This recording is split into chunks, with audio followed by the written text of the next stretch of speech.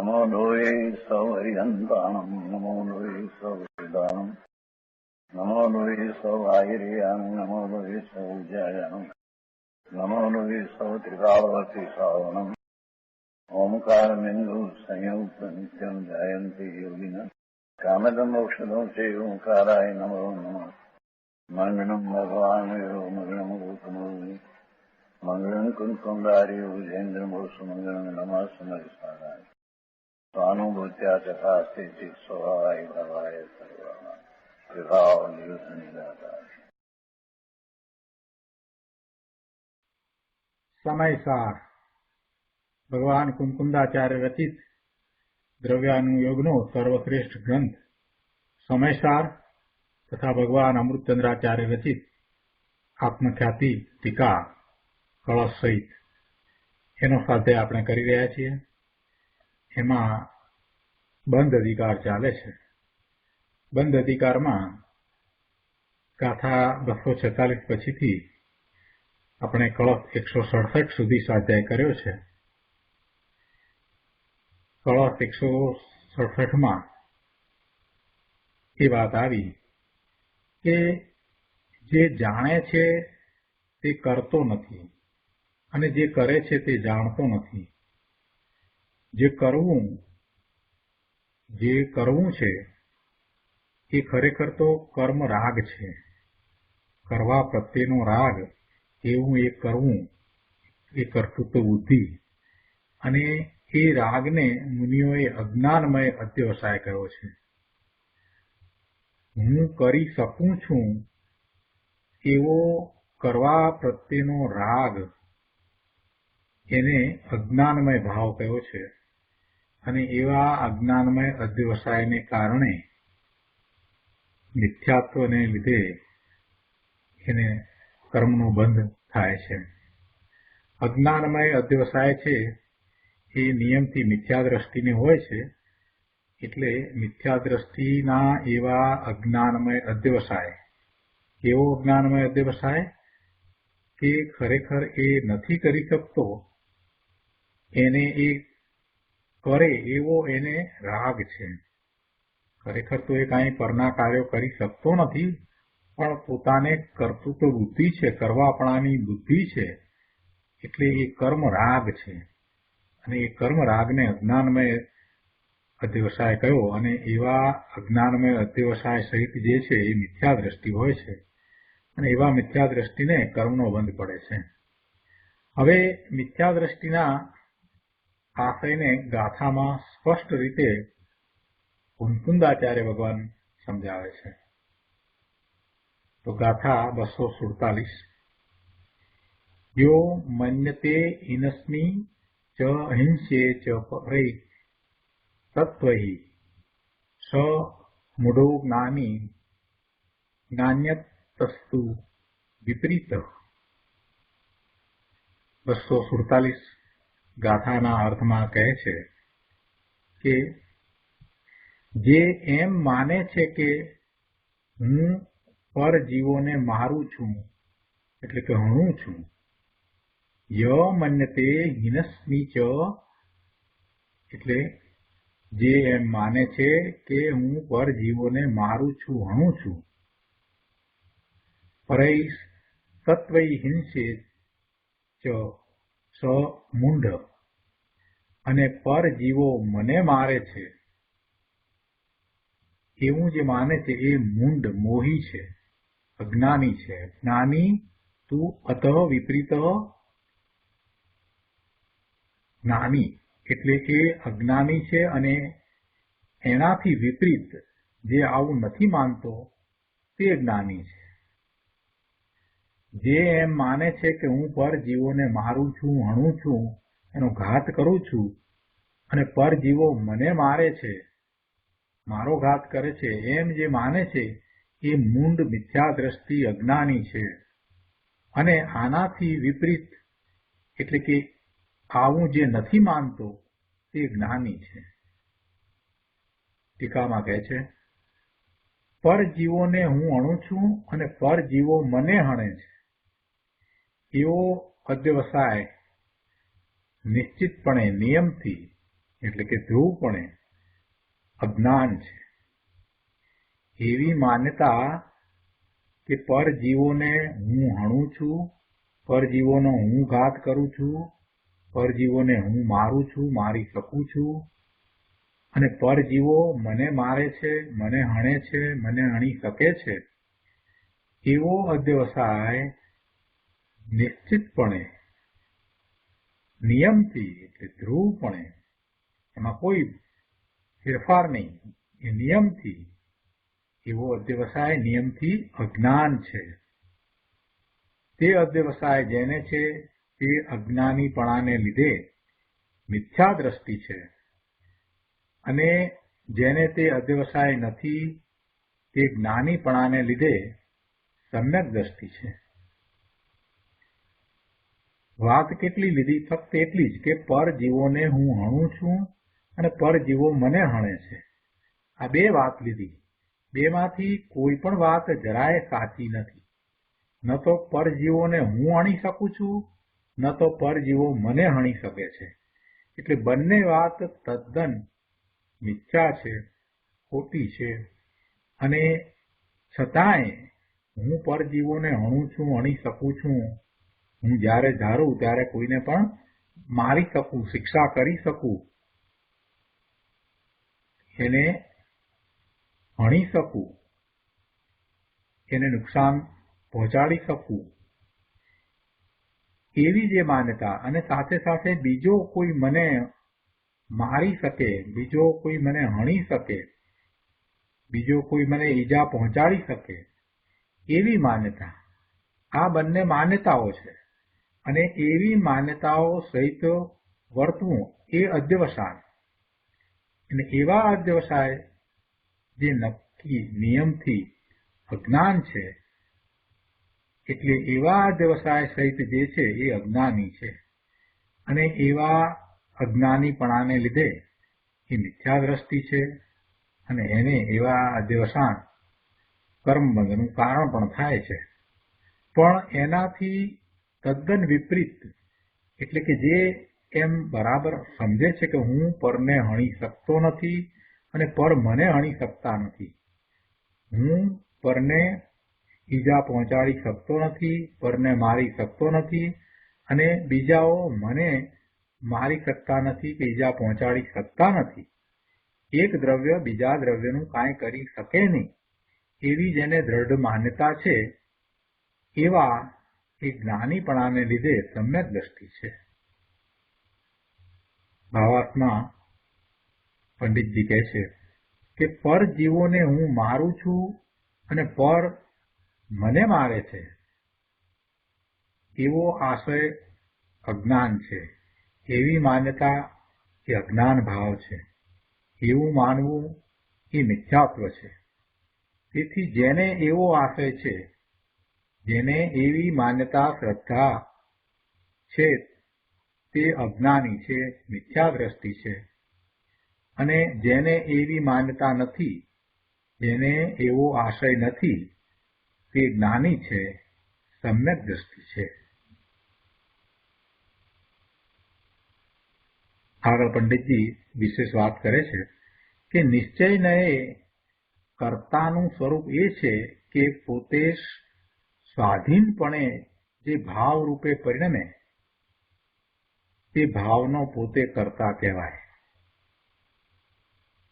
નિશ્ચય નય એટલે નિશ્ચય નયથી તો કર્તાનું સ્વરૂપ એવું છે કે પોતે સ્વને આધીનપણે, પરને નહીં પણ સ્વને આધીનપણે જે ભાવ રૂપે પરિણમે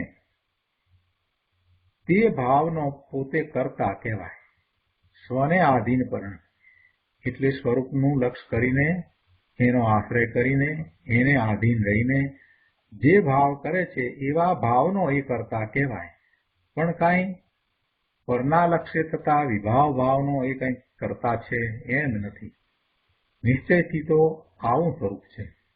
માટે પરમાર્થે કોઈ કોઈનું મરણ કરતું નથી.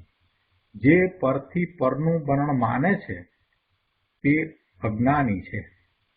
બીજો માણસ ત્રીજા માણસને નુકસાન પહોંચાડે, એને ઈજા કરે કે એનું મરણ નિપજાવે એ માન્યતા અજ્ઞાનીની છે.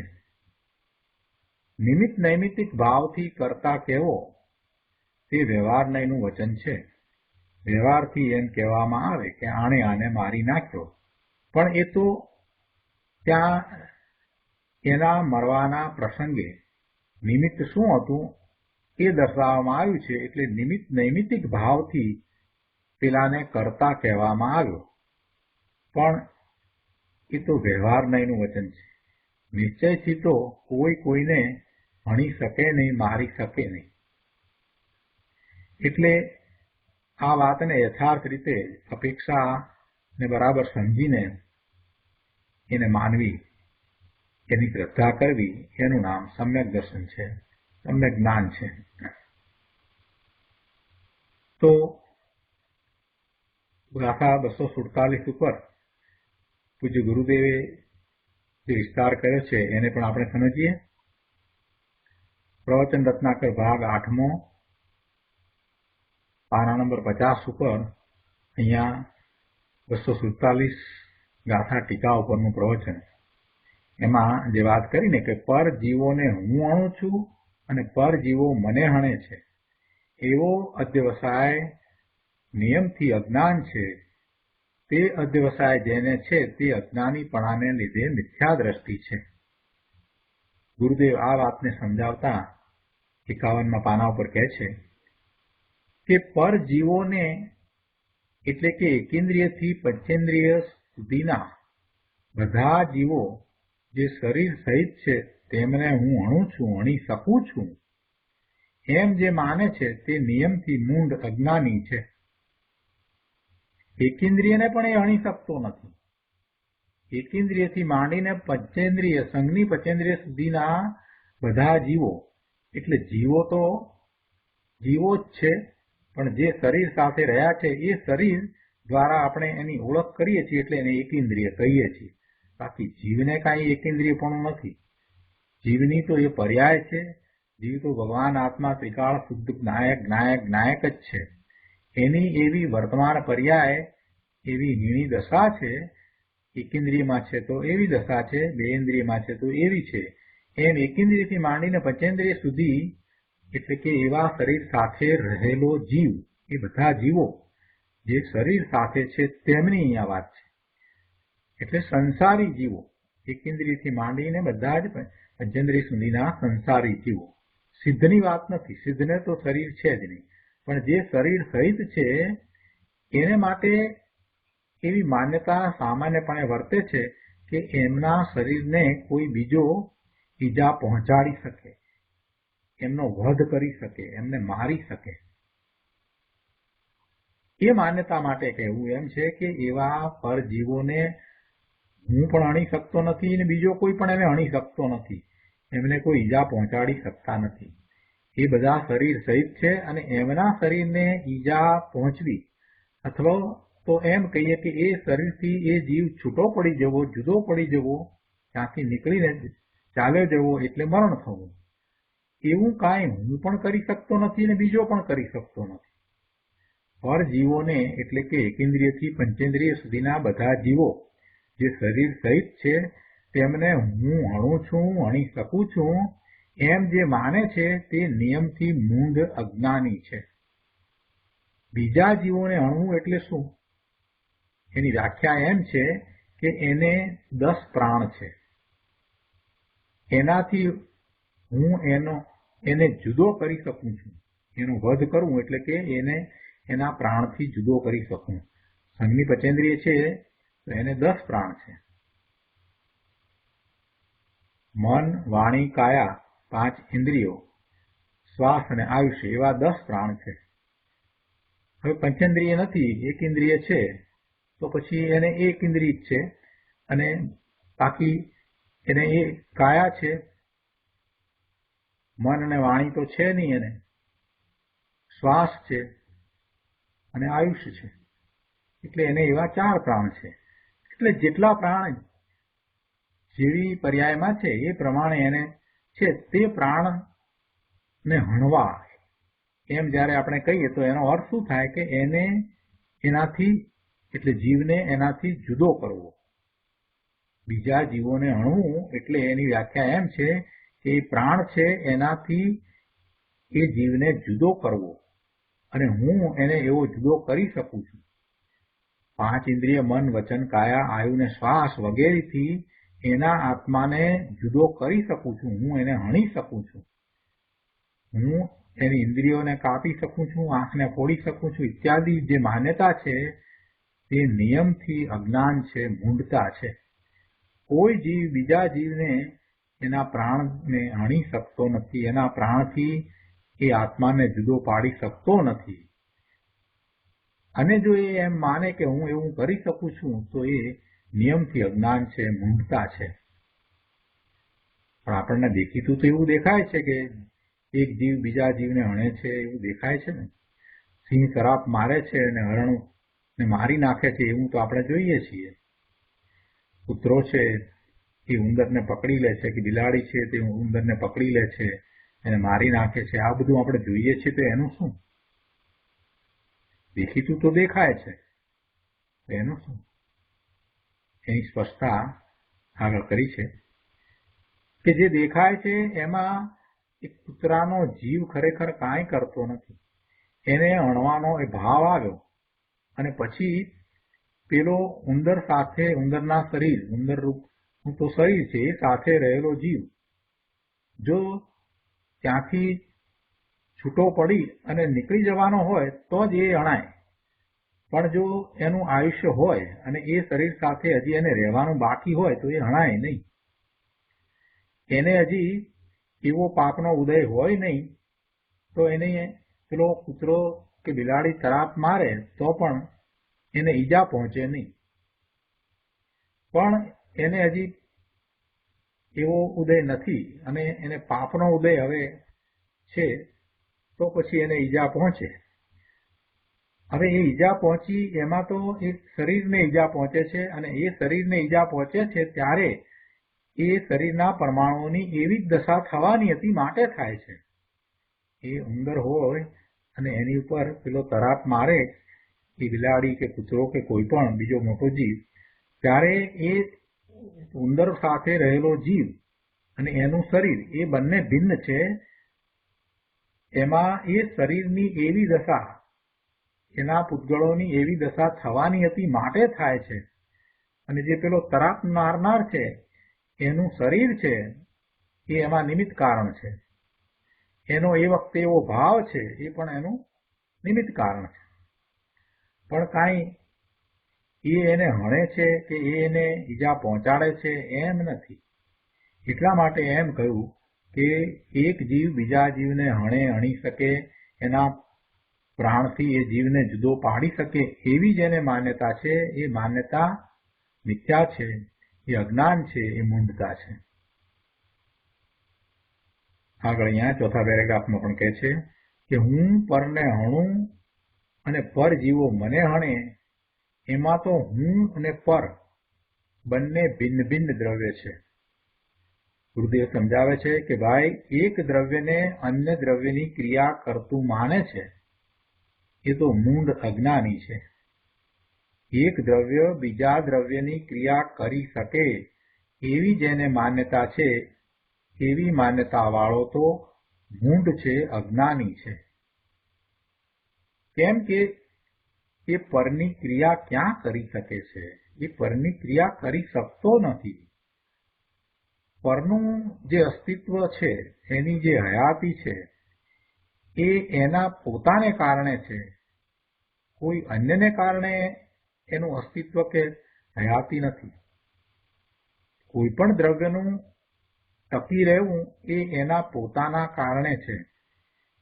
અસ્તિત્વ નામનો ગુણ છે એટલે કોઈ પણ દ્રવ્યનું અસ્તિત્વ હોય એટલે અસ્તિત્વ છે, હયાતી છે તો એ એને પોતાને કારણે છે, કાંઈ બીજાને કારણે નથી. એમાં ફેરફાર થવો એ પણ એના પોતાને કારણે થાય છે, કોઈ બીજાને કારણે થતો નથી.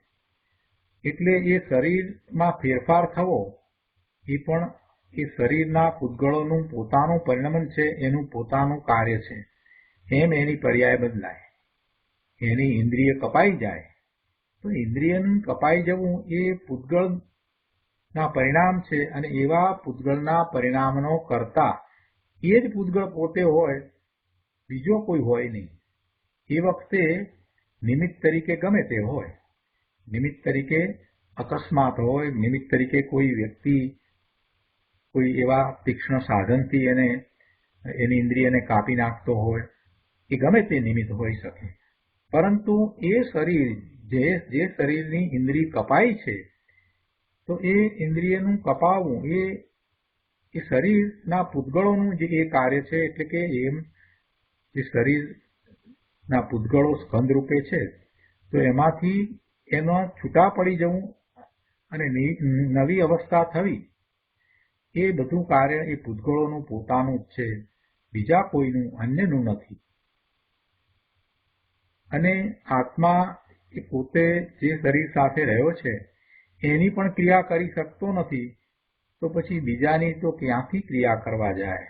બીજાની ક્રિયા કરવા એ ક્યાંથી જાય? ગુરુદેવ કહે છે કે પરનું જે અસ્તિત્વ હયાતી છે તે તો એને પોતાને લઈને છે, કાંઈ આને લઈને નથી.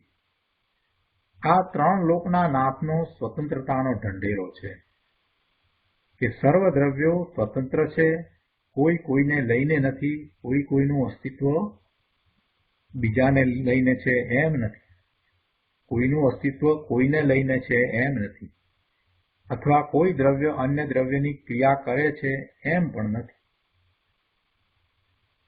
આટલી વાત આવી એટલે કોઈએ કહ્યું કે પણ નિમિત્ત તો છે ને. નિમિત્ત છે, એની ક્યાં ના છે, પણ નિમિત્ત કાંઈ કરતા થઈને કાંઈ કરે છે એમ નથી, અને નિમિત્ત આવે ત્યારે કાર્ય થાય એમ નથી. પણ કાર્ય થાય ત્યારે જે હાજર ઉચિત હોય એને નિમિત્ત કહેવામાં આવે. નિમિત્ત હોય છતાં કાર્ય ન થતું હોય તો એને નિમિત્ત કહેવામાં આવતું નથી.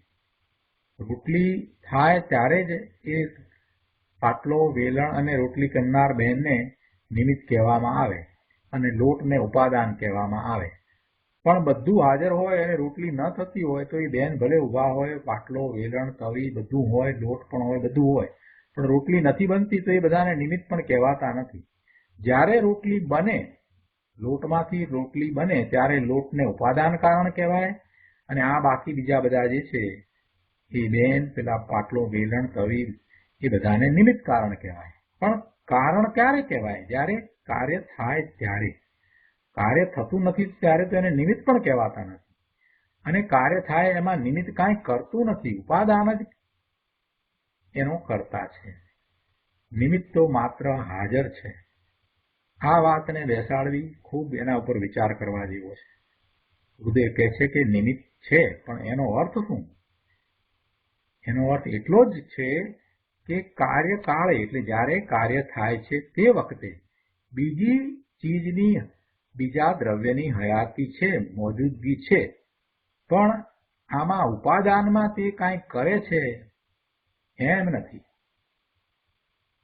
આગળની ગાથાઓમાં પણ આવી ગયું કે રાગની એકતા બુદ્ધિ બંધનું કારણ છે, પણ મન, વચન, કાયાની ક્રિયા કે ચેતન અચેતનનો ઘાત આદિ બહારની ક્રિયા બંધનું કારણ નથી. એટલે કે તે પરની ક્રિયા કરી શકતો જ નથી.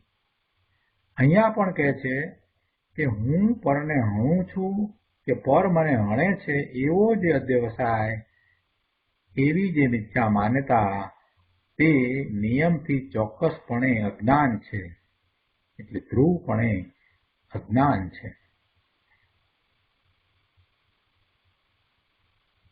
જ્યાં સુધી જૈન શાસ્ત્રોનો અભ્યાસ ન થાય ને ત્યાં સુધી આ બધું સમજાવવું અઘરું છે. માત્ર વાણિયાને ઘરે જન્મ્યા અને પોતાને જૈન માને અને પછી કહે છે કે તમે જે વાત કરો છો એ તો અમને અઘરી પડે છે. પણ પ્રભુ તમે જૈન થાઓ ને. જૈન કાંઈ કોઈ જ્ઞાતિમાં જન્મ્યા છો માટે જૈન પણ આવી જાય છે એમ નથી. ગમે તે જ્ઞાતિમાં જન્મ લીધો હોય, પણ જે દિનેશ્વર ભગવાનના જેમની વાણીમાંથી ઉદ્ભવેલા શાસ્ત્રોને વાંચે છે, અનુસરે છે, એની માન્યતાને સ્વીકારે છે, તે જૈન છે. તો એવું જૈન પણ તો જન્મથી કંઈ પ્રાપ્ત થતું નથી. તો પોતે અભ્યાસ કરીને એ માન્યતાનો સ્વીકાર કરે ત્યારે એવું જૈનપણું પ્રાપ્ત થાય. અને એવું જૈનપણું જેને પ્રાપ્ત થયું છે, એટલે કે જિનેશ્વર ભગવાનની વાતને જે સમજ્યા છે, જિનેશ્વર ભગવાનના ઉપદેશને જેણે ગ્રહણ કર્યો છે, એ ગમે તે જ્ઞાતિના હોય તો પણ એ જૈન છે અને એને આ વાત બહુ સહેલાઈથી સમજાય છે. જિનેશ્વર પરમેશ્વર શું કહે છે એ વાત એને સહેલાઈથી સમજાય છે. પરંતુ જેને અભ્યાસ જ નથી, માત્ર વાણિયાને ઘેરે જન્મ્યા છે અને દેરાસરમાં જાય છે અને જય ભગવાન કરીને પાછા આવે છે, એ કાંઈ જૈન નથી. એટલે એને તો આ વાત અઘરી લાગે છે કે આ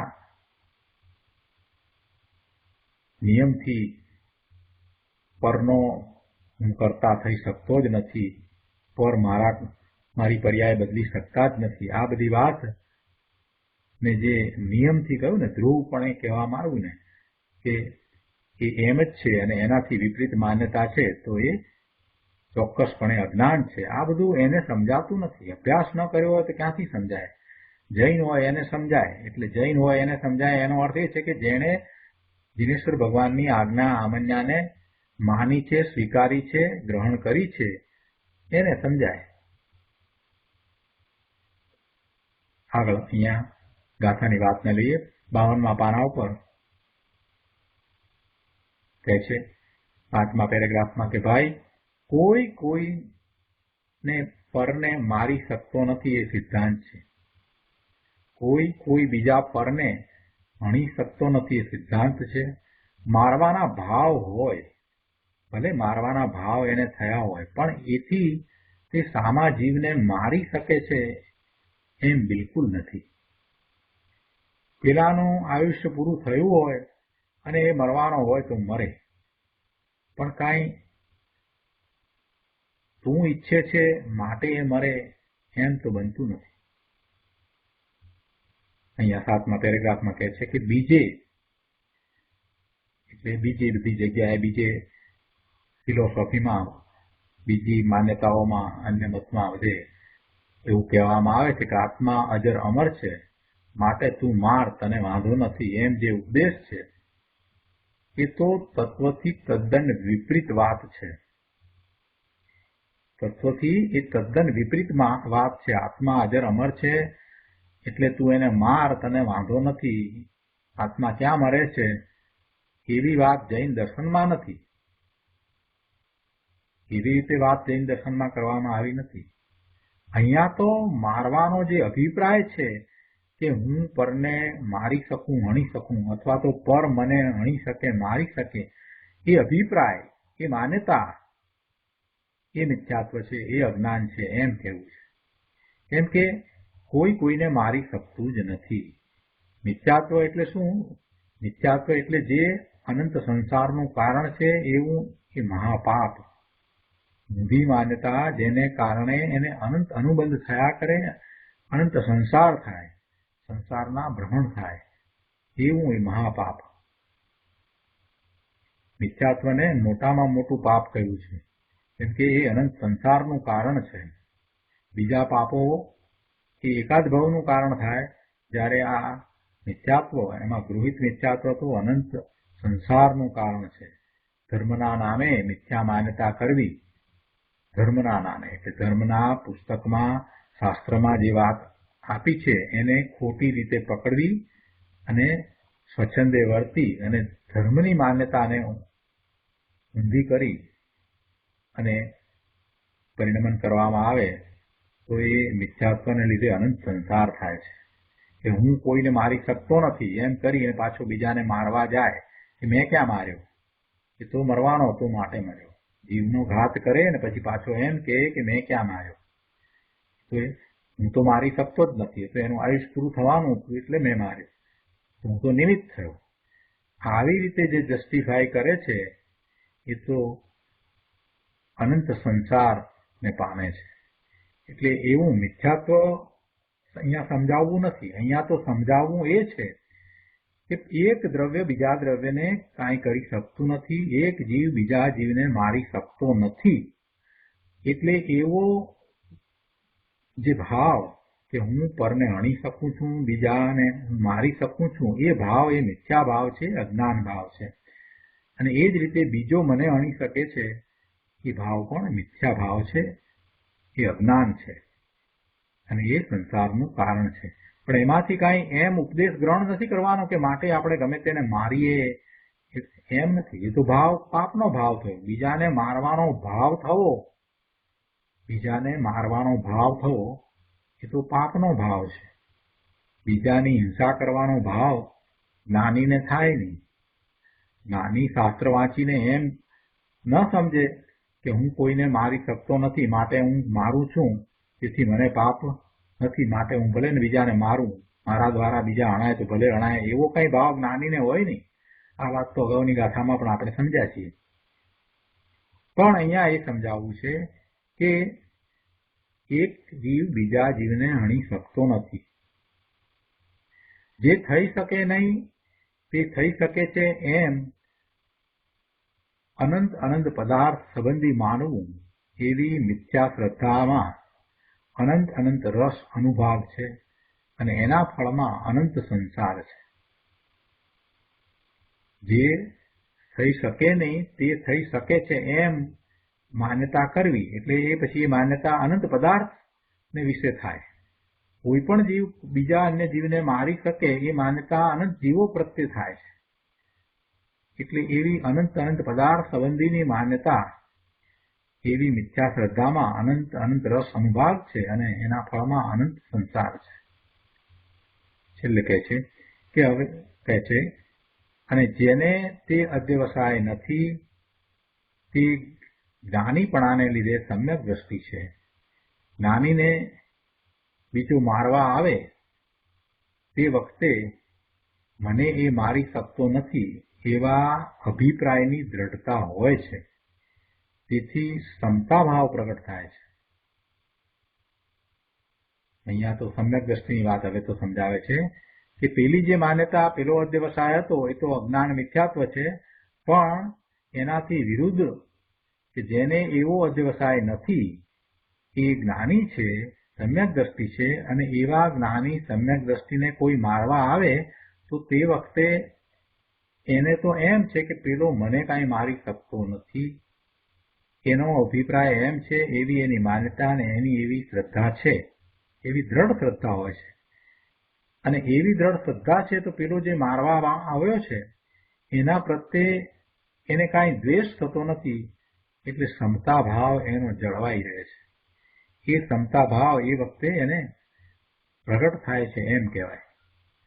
શ્રીમદજીના અપૂર્વ અવસરમાં એ વાત આવી છે ને કે એકાકી વિચરતો વળી સ્મશાનમાં, વળી પર્વતમાં વાઘસિંહ સંયોગ જો, અડોલ આસનને મનમાં નહીં ક્ષોભતા, પરમ મિત્રનો જાણે પામ્યા યોગ જો. અહીંયા 53મા પાના ઉપર આ વાત લીધી છે કે વાઘ સિંહ ખાવા આવે તો પણ જાણે મિત્રનો યોગ થયો એમ સમજે. એટલે કે જ્ઞાનીને તે કાળે ચિત્તમાં દ્વેષ કે ક્ષોભ ન ઉપજે, એને દ્વેષ પણ ન થાય કે આ મને ક્યાં મારવા આવ્યો, અને એને ક્ષોભ એટલે ડર પણ ન લાગે કરે મને મારી નાખશે, એમ પણ ન થાય. કેમ કે શરીર મારું નથી, શરીરથી જુદો હું ભગવાન આત્મા છું, અને એક દ્રવ્ય બીજા દ્રવ્યનું કાંઈ કરતું જ નથી. શરીરની સ્થિતિ જે કાળે જે થવાની છે તે થાય છે. એ દ્રઢ શ્રદ્ધા જ્ઞાનીને હોય છે. આ શરીર કંઈ મારું રાખ્યું રહેવાનું નથી. એ શરીરને લેવા આ કદાચ વાઘ કે સિંહ આવ્યો છે, એ લઈ જાય તો લઈ જાય, એમાં મને શું છે, આવી સમ્યક દર્શનમાં ક્ષમતા હોય છે. એટલે હું પરને હણું ને પર મને હણે ને એવો અધ્યવસાય છે એ મિથ્યાત્વ છે. અને એવો અધ્યવસાય જેને નથી તેને અસાધારણ ક્ષમતા હોય છે, તે જ્ઞાની છે, અને એવા જ્ઞાનીપણાને લીધે સમ્યક દ્રષ્ટિ છે. આવી વાત છે. આગળ ભાવાર્થ ઉપરના પ્રવચનમાં બીજા પેરેગ્રાફમાં કહે છે કે પ્રત્યેક સત્તા અભેદ છે. કોઈની સત્તામાં કોઈ અન્યનો પ્રવેશ જ નથી, તો પછી કોઈ કોઈને મારે એ વાત જ ક્યાં રહે છે? જીવ એની સત્તામાં રહ્યો છે, એની સત્તામાંથી એને કોઈ વિચલિત કરી શકે એમ થતું નથી.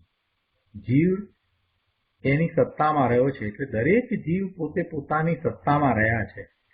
જે શરીર સાથે રહ્યા છે તો એ પોતે એ શરીર સાથે રહ્યા છે, બીજો કોઈ એને એ શરીર સાથે રાખે છે એમ નથી. એટલે પ્રત્યેક સત્તા અભેદ છે. કોઈની સત્તામાં કોઈ બીજી સત્તાનો, બીજા કોઈનો અન્યનો પ્રવેશ જ નથી. તો પછી કોઈ કોઈને મારે એ વાત રહેતી નથી. માટે પર જીવોને હું અણું છું અને પર જીવ મને અણે છે એવો અભિપ્રાય એ અજ્ઞાન છે. તેથી જેને એવો અભિપ્રાય છે તે મિથ્યા દ્રષ્ટિ છે, અને જેને એવો આશય નથી, એવો અભિપ્રાય નથી, તે જ્ઞાની સમ્યક દ્રષ્ટિ છે. ચોથા પેરેગ્રાફમાં કહે છે કે 10 પ્રાણોનો વિયોગ થવો એનું નામ મરણ છે. હવે જ્યાં પ્રાણ જ એના નથી, ત્યાં હું એના પ્રાણને હું એ ક્યાં રહ્યું? પ્રાણ આત્માના નથી, પ્રાણ જુદા છે. પ્રાણ તો પૂતગલ સ્વરૂપ છે, અને એવા પ્રાણથી એ આત્મા જુદો જ છે. તો હવે એ આત્માને ને પ્રાણને પણ કાંઈ સંબંધ નથી, ત્યારે પછી હું એના પ્રાણને અણું એ વાત ક્યાં રહી?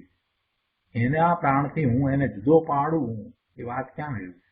એ એના પ્રાણથી જુદો જ છે. ભાઈ, તું શુક્રા નકામાનો એવા વિભાવ ભાવે થાય છે. એ જ્યારે એ શરીર સાથે રહ્યો છે ત્યારે પણ એ શરીરથી જુદો જ છે, એવા પ્રાણથી એ જુદો જ છે. ત્યારે પણ એ પ્રાણરૂપ થયો નથી, એનાથી એ જુદો જ છે. પણ એ પ્રાણ સાથે, એટલે કે એ શરીર સાથે એને જેટલો સમય રહેવાનું છે એટલો સમય એ રહેશે. એમાં તું કાંઈ ફેરફાર કરી શકતો જ નથી. જ્યાં પ્રાણ જ એના નથી તો તું એનું શું કરે? એ જ રીતે પોતાને માટે પણ કે આ મારું શરીર છે, પણ એ શરીર મારું ક્યાં છે?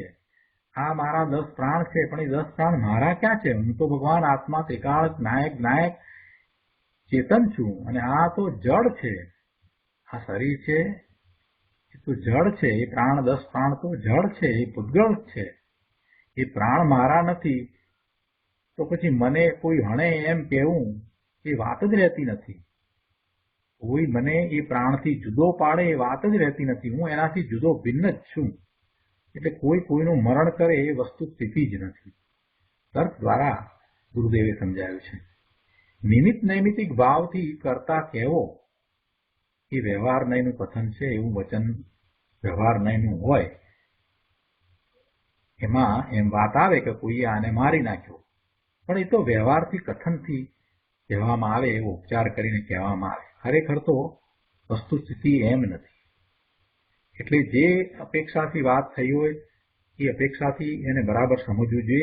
નિમિત્ત નૈમિતિક ભાવથી વ્યવહાર નયનું જે વચન છે એમાં એમ કહેવામાં આવ્યું કે કોઈએ કોઈને હણી નાખ્યો, તો એને યથાર્થ રીતે માનવું, એને એમ સમજવું કે આ વ્યવહાર નયનું કથન છે, એનું નામ સમ્યક જ્ઞાન છે. વ્યવહારથી કહેવાય કે આણે આને માર્યો, આણે આને બચાવ્યો, એ બધું વ્યવહારથી કહેવાય. મરણ જીવનના કાળે 12માં બીજા કોનો ભાવ નિમિત્ત હતો તેનું જ્ઞાન કરાવવા માટે એ કથન કર્મમાં એમ કહેવામાં આવે કે આણે આને માર્યો. પણ આણે આને માર્યો એમ નહીં, બીજાના ભાવ શું હતા એ દર્શાવવામાં આવે. બાકી કોઈ કોઈને મારે કે બચાવે એ વસ્તુ સ્વરૂપ નથી. અને વ્યવહારના વચનને એની અપેક્ષા સાથે બરાબર યથાર્થ સમજવું જોઈએ. સમ્યક દ્રષ્ટિને એવું યથાર્થ સમજવું હોય છે. સમ્યક દ્રષ્ટિ જેમ છે તેમ જે અપેક્ષાએ જે રીતે કથન કહેવાયું છે એ રીતે એ અપેક્ષાએ એને સમજે છે. તો આ રીતે આપણે આ ગાથા 247 અહીંયા પૂરી કરીએ છીએ. હવે આગળ 247 ગાથા પછીથી કહે છે કે આ અધ્યવસાય અજ્ઞાન કઈ રીતે છે? તમે એમ કહ્યું ને કે આ અધ્યવસાય છે તે મિથ્યાત્વ છે ને અજ્ઞાન છે, તો એ અજ્ઞાન છે એ કઈ રીતે છે? અને એના ઉત્તર રૂપે કુંદાચાર્ય ભગવાન ગાથા 248 અને 249 કહે છે. આયુ શયેણ મરણમ દિવાના જીનવરૈ પ્રજ્ઞપ્તમ આયુન હર્ષિ ત્વમ કથમ ત્વયા મરણમ કૃતમ તેષામ આયુ ક્ષયેણ મરણમ દિવાના જીનવરૈ પ્રજ્ઞપ્તમ આયુર હરંતિ તવ કથમ તે મરણમ કૃતમ દઈ. ગાથા 248 અને 249 ના અર્થમાં અહીંયા કહે છે કે હે ભાઈ, હું પર જીવોને મારું છું એમ જે તું માને છે તે તારું અજ્ઞાન છે. જીવોનું મરણ આયુ કર્મના ક્ષયથી થાય છે એમ જીનવરોએ કહ્યું છે. જીવાના મરણમ આયુ ક્ષયેણ જીનવરૈ પ્રજ્ઞપ્તમ. જીનવરે કહ્યું છે, શું કહ્યું છે? કે જીવોનું મરણ આયુ કર્મના ક્ષયથી થાય છે. ત્વમ આયુ ન હર્ષિ ત્વયા તેષામ મરણમ કથમ કૃતમ. તો પછી તું પર જીવોનું આયુ કર્મ તો હરતો નથી. એનું આયુ કર્મ જેટલું જેમ છે એમાં તો તું કાંઈ ફેરફાર કરી શકતો નથી. એને આયુષ જેટલું લઈને આવ્યો છે એને તું ઘટાડી દેતો નથી, એટલે એ આયુને હરતો નથી, એના આયુષને ચોરી લેતો નથી. તો તે તેનું મરણ કઈ રીતે કર્યું કહેવાય? તું એનું મરણ કરી શકે નહીં. શું કહ્યું? કે જીવોનું મરણ આયુ કર્મના ક્ષયથી થાય છે. આયુષ્ય નામ ગોત્ર આ જે કર્મની પ્રકૃતિ છે અઘાતી કર્મની, એમાં આયુ કર્મ જેટલું છે ત્યાં સુધી એ શરીર સાથે જીવને રહેવાનું હોય છે. તો એવા આયુ કર્મનો ક્ષય થતા હવે એ જીવ ત્યાંથી એ શરીર છોડીને નીકળી જાય છે. એટલે એવા આયુ કર્મના ક્ષયથી એ મરણ થાય છે એમ જીનવરોએ કહ્યું છે. તું એ બીજાના પરના આયુ કર્મને હરી લેતો નથી, તો પછી તેનું મરણ તું કઈ રીતે કરે? એટલે કે તું કરી શકતો નથી. અને પછી આગળની ગાથામાં કહે છે કે ભાઈ, પર જીવો મને મારે છે એમ જે તું માને છે તે તારું અજ્ઞાન છે. પહેલા શેની વાત આવી? કે હું પર જીવોને મારું છું એની સ્પષ્ટતા કરી. અને હવે એના પછીની 249મી ગાથામાં પર જીવો મને મારે છે એમ જે માન્યતા છે એ પણ અજ્ઞાન છે એ સમજાવતા કહે છે કે જીવોનું મરણ આયુ કર્મના ક્ષયથી થાય છે એમ જીનેશ્વરે કહ્યું છે. પર જીવો તારું આયુ કર્મ તો હરતા નથી, તો તેમણે તારું મરણ કઈ રીતે કર્યું? તો કહ્યું કે જીવાના મરણમ આયુ ક્ષયેણ જીનવરૈ પ્રજ્ઞપ્તમ તવ આયુ ન હરિંત તૈ તે મરણમ કથમ કૃતમ. જીનેશ્વર ભગવાને તો એ રીતે કહ્યું છે કે આયુ કર્મના ક્ષયથી મરણ થાય છે. હવે તારું આયુ જે છે એને બીજો કોઈ હરી લેતો નથી, તો પછી એણે તારું મરણ કર્યું એમ કઈ રીતે શક્ય થાય? એવું બને નહીં. ટીકામાં કહે છે કે પ્રથમ તો જીવોને મરણ ખરેખર સ્વ આયુ કર્મના પોતાના આયુ કર્મના ક્ષયથી જ થાય છે. કારણ કે સ્વ આયુ કર્મના ક્ષયના અભાવમાં, અર્થાત પોતાના આયુ કર્મનો ક્ષય ન થયો હોય તો મરણ કરવું કે મરણ થવું અશક્ય છે. આયુષ કર્મનો ક્ષય થાય તો જ મરણ થાય. આયુષ કર્મ બાકી હોય તો મરણ થાય નહીં. એટલે કે એ જીવનું એ શરીર સાથે રહેવાનું જ થાય. ભગવાન થયા છે સિમંદર પ્રભુ, એમને 1 કરોડ પૂર્વનું આયુષ્ય છે. હવે કાંઈ એમને ઈચ્છા આકાંક્ષા નથી, પોતે પોતાના સ્વરૂપમાં સ્થિર થયા છે, આનંદમાં છે. છતાં પણ આયુ કર્મ એવું છે, જેટલું આયુષ છે એટલા આયુષ સુધી એ જીવે એ શરીર સાથે રહેવું જ છે, રહેવું જ પડશે. એમાં કોઈ કાંઈ ફેરફાર કરી શકે નહીં. પોતે તીર્થંકર ભગવાન થયા છે એ પણ એમાં કાંઈ ફેરફાર કરી શકતા નથી. પોતાના આયુષમાં એ કાંઈ ફેરફાર કરી શકતા જ નથી. એટલે સ્વ આયુ કર્મનો ક્ષય જ્યાં સુધી થાય નહીં, પોતાના આયુ કર્મનો ક્ષય જ્યાં સુધી થાય નહીં, એ અઘાતી કર્મ છે એનો ક્ષય થાય નહીં ત્યાં સુધી મરણ થતું નથી. એટલે પોતાનું આયુષ જેટલું છે એ ત્યાં સુધી બીજો કોઈ એને મારે એ વાત બની શકતી જ નથી. વળી સ્વ આયુ કર્મ બીજાથી બીજાનું હરી શકાતું નથી. પોતે કોઈને હણી શકતો નથી. પેલાનું જ્યાં સુધી આયુષ છે ત્યાં સુધી એ તો રહે જ છે. એ જ રીતે પોતાનું આયુષ જ્યાં સુધી છે ત્યાં સુધી બીજો એને હરી શકતો નથી. કારણ કે પોતાનું આયુ કર્મ પોતાના ઉપભોગથી જ ક્ષય પામે છે. બીજો એનો ક્ષય કરી શકે નહીં. માટે કોઈ પણ રીતે બીજો બીજાનું મરણ કરી શકે નહીં.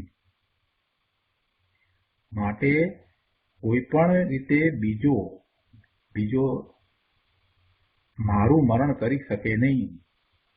હું પરજીવોને મારું છું અને પરજીવો મને મારે છે એવો જુઠ્ઠો અધ્યવસાય એ અજ્ઞાન છે, નિયમથી અજ્ઞાન છે.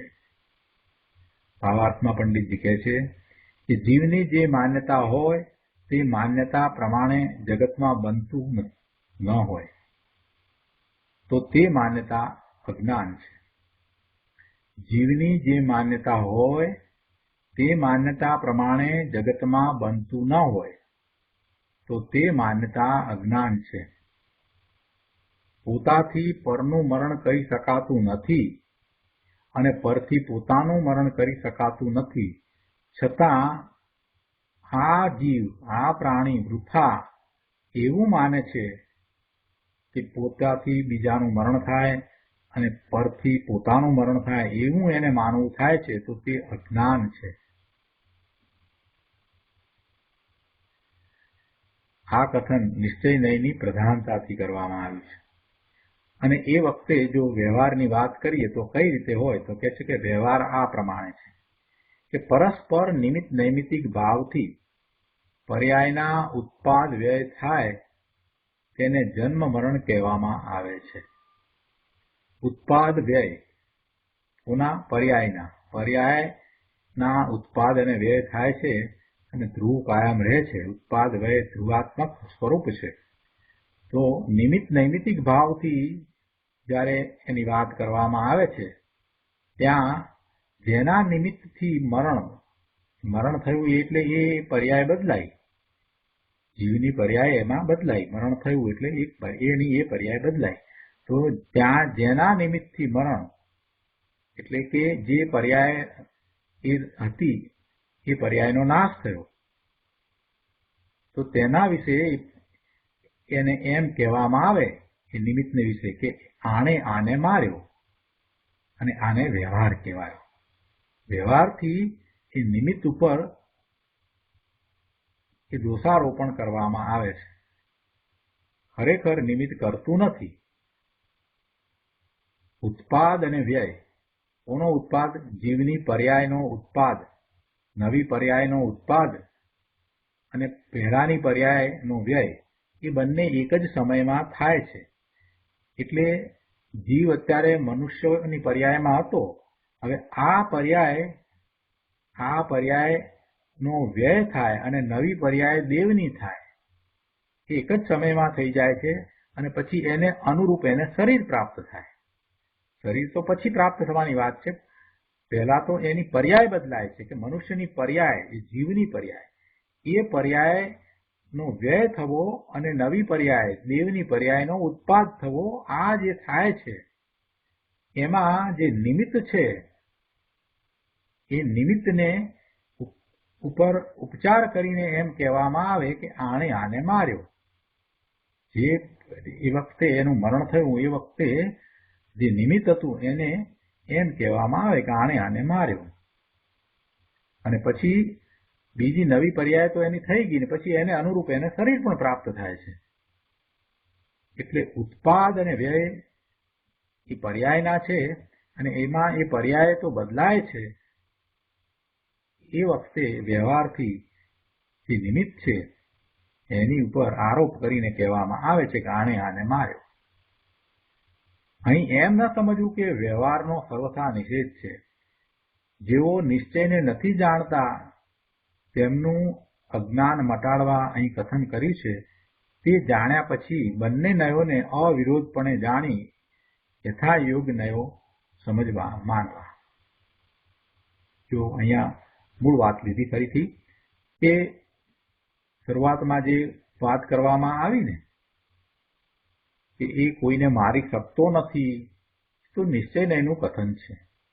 એટલે નિશ્ચય નયનું કથન જે સમજાવવું છે એ નિશ્ચયથી સમજાવવામાં આવ્યું, પણ એનો અર્થ અહીંયા એમ ન કરવો કે વ્યવહાર છે જ નહીં, એમ ન કરવો.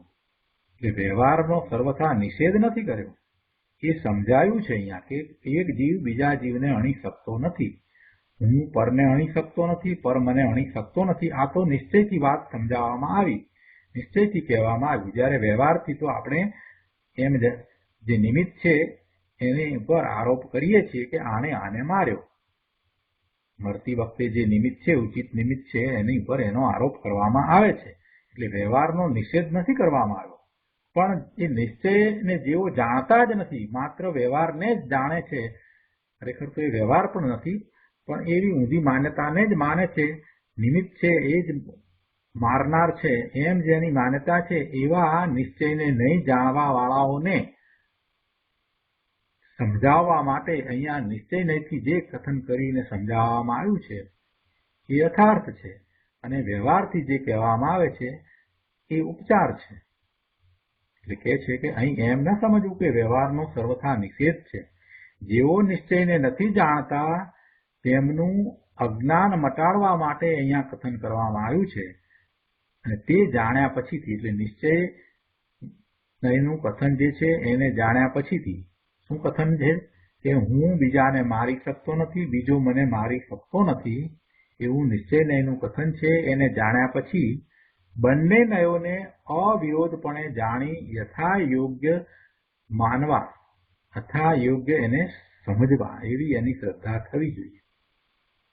વ્યવહારથી આમ છે, નિશ્ચયથી આમ છે. ફરી પૂછે છે કે મરણનો અધ્યવસાય અજ્ઞાન છે એમ કહ્યું તે જાણ્યું. હવે મરણના અધ્યવસાયનો પ્રતિપક્ષી જે જીવનો અધ્યવસાય તેની શી હકીકત છે? એટલે હવે પછી બીજી વાત, આ મરણની લીધી તો પછી જીવન વિશેની વાત હવે આગળ લેશે, અને એમાં 250મી ગાથાની અંદર એ વાત કરશે કે પરને હું જીવાડી શકું છું, પર મને જીવાડે છે એવો અધ્યવસાન છે, એ પણ અજ્ઞાન છે. એ વાત હવે પછીની ગાથામાં રહેશે. તો આપણે આજનો સ્વાધ્યાય અહીંયા સુધી રાખીએ છીએ, ગાથા 249 સુધી.